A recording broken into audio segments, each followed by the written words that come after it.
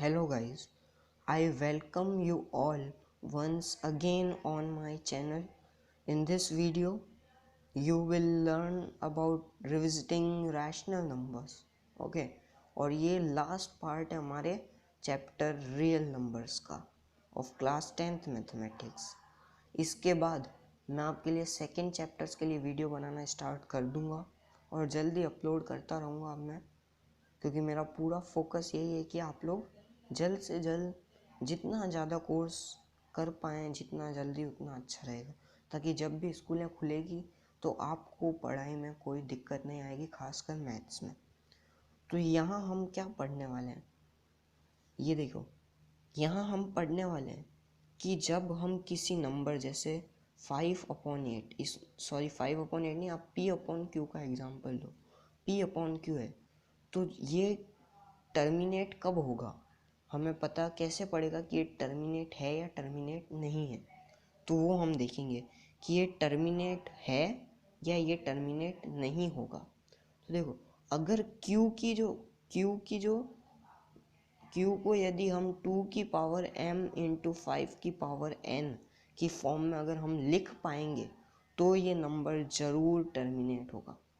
Okay, पर यदि हम इसको 2m इंटू 5n में नहीं लिख पाएंगे तो फिर ये नंबर टर्मिनेट नहीं होंगे।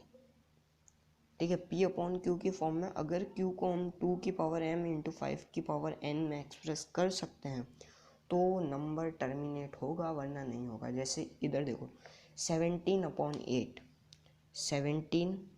8 को हम कैसे लिख सकते हैं, 2³ लिख दिया। तो क्योंकि ये 2³ में एक्सप्रेस हो रहा है, ठीक है, 2 की पावर, देखो हमने क्या रूल रखा था, 2m इंटू 5n में एक्सप्रेस कर सकते हैं। तो देखो यहाँ 5 की पावर क्या हो जाएगी, 5 की पावर 0 और 2 की पावर क्या है 3। तो ये एक्सप्रेस है, तो ये क्या होगा, टर्मिनेट। क्या होगा, टर्मिनेट नंबर। हमें क्या मिलेगा यहाँ इन दोनों के डिवीजन पे, टर्मिनेट नंबर। अब वहाँ देखो 64/25, 64 को मैं 64 को लिखा, 25 को मैं लिख सकता हूँ 5² इंटू 2⁻0। ठीक है, 2⁻0। तो देखो ये भी इस फॉर्म में लिख पाया हूँ मैं, 2m यानी 2⁻0 इंटू 5n 5² लिख दिया है। तो यहाँ पर भी मुझे क्या मिलेगा, टर्मिनेट नंबर। अब यहाँ देखो 129/2² इंटू 5⁻7 इंटू 7⁻5, तो ये क्या होगा, नॉन टर्मिनेट नंबर मिलेगा यहाँ, नॉन टर्मिनेट या नॉन टर्मिनेटिंग नंबर मिलेगा हमें। क्या मिलेगा, नॉन टर्मिनेटिंग नंबर। क्यों, क्योंकि हमें जो चाहिए डिनोमिनेटर वो 2m इंटू 5n में चाहिए, पर यहाँ 7 की पावर भी आ रही है, तो ये नॉन टर्मिनेटिंग हो जाएगा।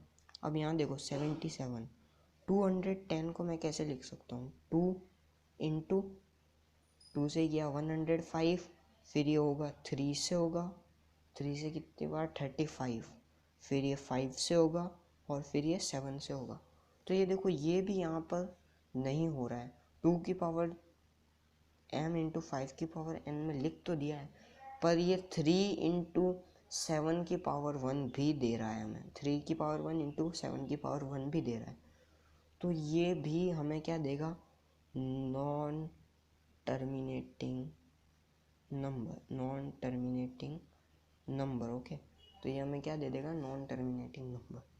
अब आपको क्वेश्चंस कैसे मिलते हैं इस टॉपिक में से वो देखना, कि ये नंबर कितने डेसिमल प्लेसेस बाद टर्मिनेट होगा 64/25। मैं आपको एक ट्रिक बताऊंगा, पर पहले हम एक डिवीज़न कर ही लेते हैं। ये देखो 64/25 कितने डेसिमल प्लेसेस बाद होएगा, तो देखो 250 हो गया, 25 2 या 50, बचा कितना 14। हम 0 देंगे यहाँ पर पॉइंट लगा के। अब 25 को 140 कितनी बार डिवाइड करेगा, तो देखो 140 नहीं होगा, 125 होगा मैक्सिमम। तो हमारे पास बच जाएंगे 15, 10 और दिया, ये आ गया 150। ये कट गया। तो हमारा क्या आया, टर्मिनेटिंग 2.56। अब यहाँ देखो पावर कितनी है, 2, यानी 2 डेसिमल प्लेसेस बाद ये टर्मिनेट होगा। ओके, सेम टू सेम हम इसका भी कर लेते हैं। तो इसका कितने डिजिट बाद होगा, 3 डिजिट बाद। मैं आपको पहले ही बता रहा हूँ, हम करके भी देख लेते हैं।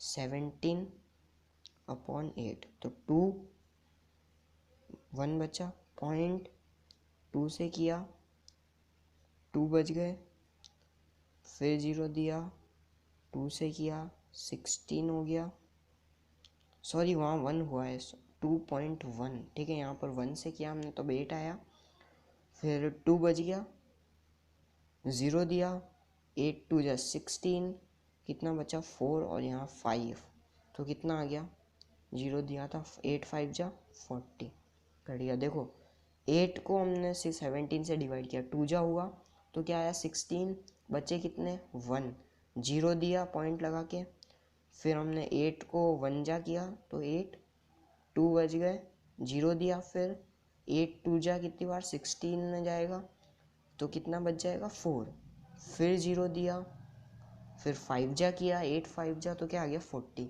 तो हमारा ये देखो कितने डेसिमल प्लेसेस बाद हो रहा है।